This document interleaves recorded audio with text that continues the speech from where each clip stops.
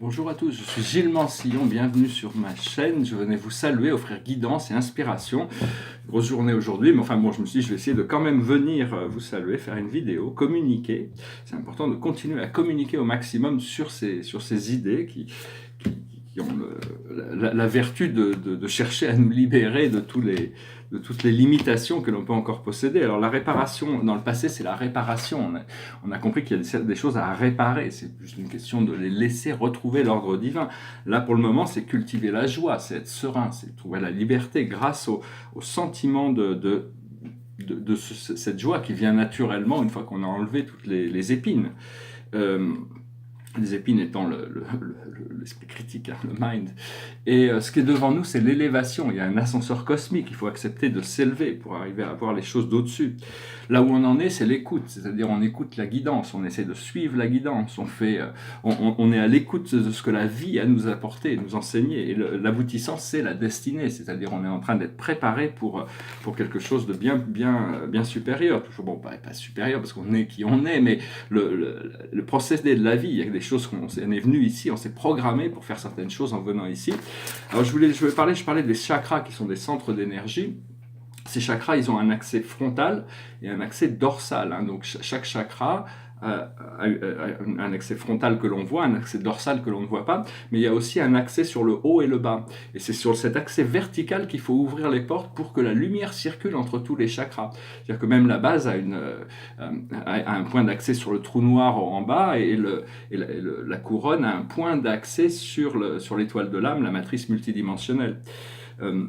Je disais aussi, les guides nous appartiennent pas, hein, nos guides personnels, mais bon, ils sont avec nous, c'est un contrat d'âme, hein, rien ne nous appartient vraiment, c'est juste mais sachez que bon, vos guides sont vraiment fidèles. Je disais aussi que la bonté n'était pas une erreur de caractère, j'ai utilisé le mot flawed, c'était un mot en anglais, j'ai réalisé après que c'est pas un mot français, donc je voulais dire la bonté n'est pas une faiblesse de caractère.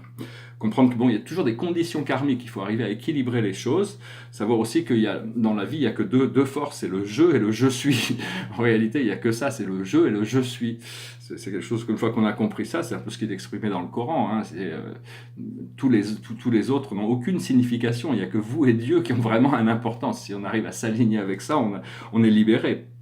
Je parlais aussi des publicités dans la pensée, qui sont nos croyances, c'est-à-dire c'est des choses qui reviennent du passé, mais c'est nous-mêmes qui les avons activées, cultivées, donc il faut attendre, il faut être patient pour pouvoir désactiver, et comprendre que quand on prend conscience d'une croyance ou d'une limitation, on peut la désactiver, c'est-à-dire qu'on prend conscience que cette chose n'est pas volontaire, donc on la désactive, elle revient, et on la redésactive, et elle revient, et on la redésactive, c'est-à-dire il ne faut pas se laisser emmener dans cette publicité sur ses anciennes habitudes.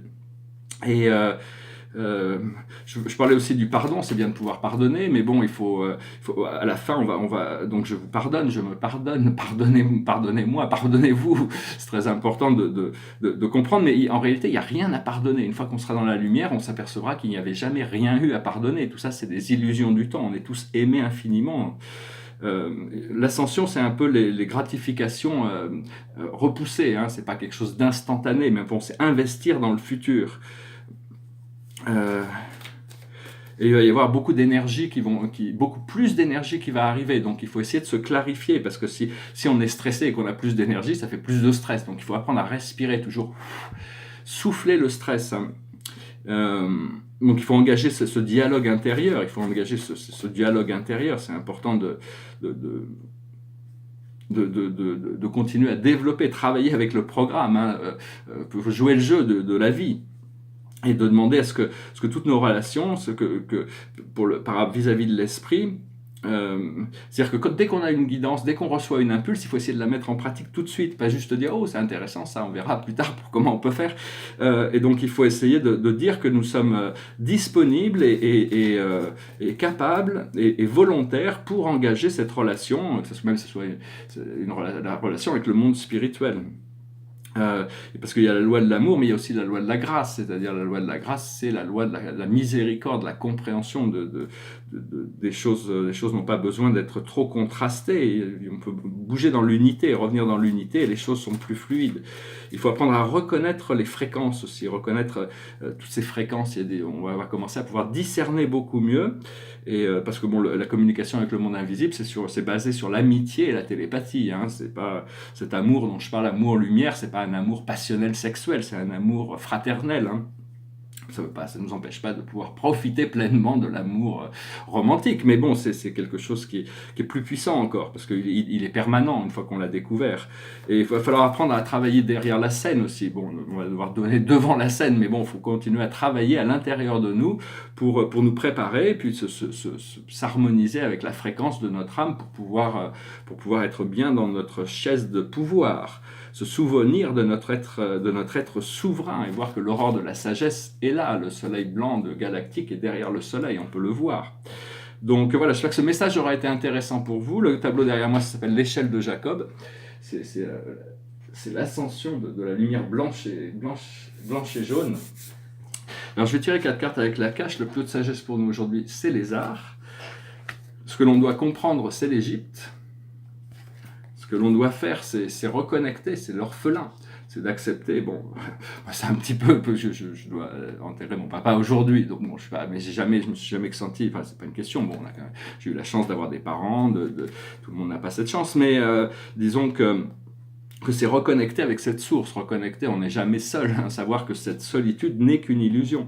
Et l'aboutissant, c'est l'alimentation ou la faim, c'est la maîtrise des désirs, c'est arriver à être maître de soi-même, arriver à comprendre. Une fois que on est passé par-dessus cette idée de solitude et d'isolation, on arrive à trouver le train, on peut monter dans le train et se laisser porter. Le train, il accélère, donc le problème c'est que plus on a de bagages, plus ça ralentit le train, et puis ça nous ralentit, c'est les bagages, notre talon d'Achille devient de plus en plus vulnérable. Hein.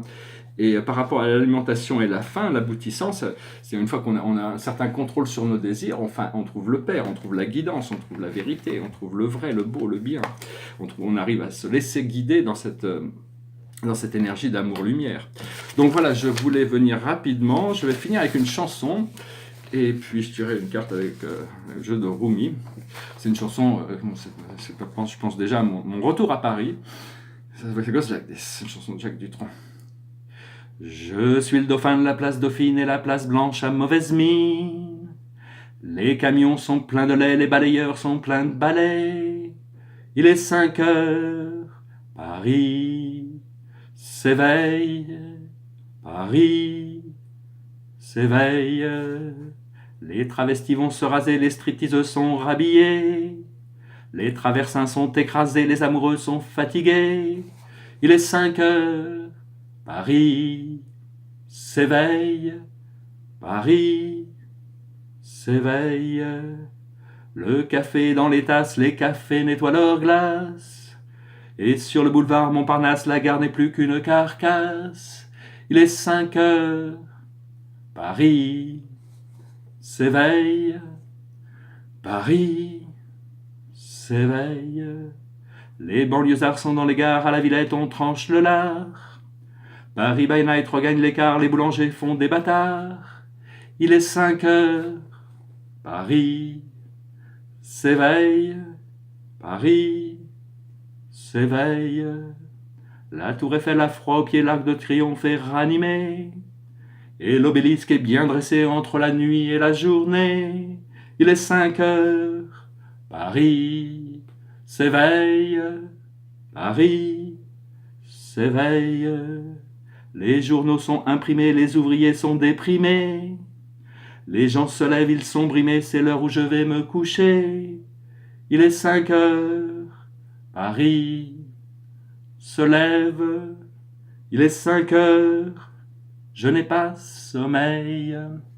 Voilà, je vous remercie d'être resté jusqu'à la fin. Je vais tirer une carte de plus pour voir, pour juste la conclusion. Bon, je ne peux pas très bien les interpréter, mais...